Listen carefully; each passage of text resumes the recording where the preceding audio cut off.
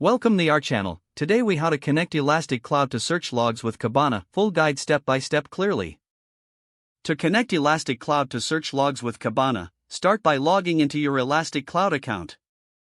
Navigate to your dashboard where all the deployed regions are listed.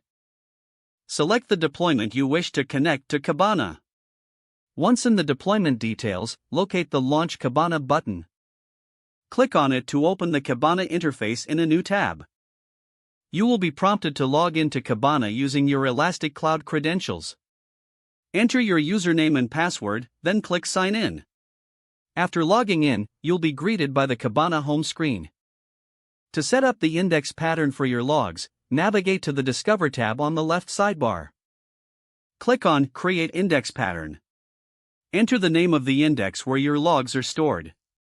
You can use wildcards if necessary to match multiple indices. Specify the time filter field if your logs are time-based. Then click Next Step. Review your selected index pattern and click Create Index Pattern to finalize the setup. Once the index pattern is created, you can explore your logs under the Discover tab. Use the search bar to filter logs based on various criteria. To visualize your log data, navigate to the Visualize tab in the sidebar. Click on Create Visualization and choose the type of visualization you want, such as bar charts or line graphs.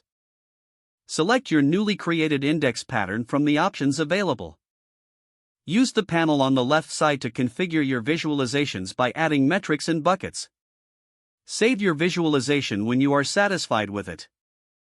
To create a dashboard, go to the Dashboard tab in the sidebar. Click on Create New Dashboard. Then, add your saved visualizations to this dashboard. Arrange them as desired and save the dashboard for future access. Your Kibana setup for searching logs on Elastic Cloud is now complete. You can continue to refine your visualizations and dashboards as your data needs evolve. If the page does not load, refresh the browser or try again in a private or incognito window. Make sure you are using the correct email address, then retype it carefully to avoid small typos. If your password is not accepted, use the reset option and create a new strong password you can remember. Check your spam folder for verification or security emails, then complete any requested confirmation steps. Don't forget to like this video and subscribe to our channel for more step-by-step tech guides.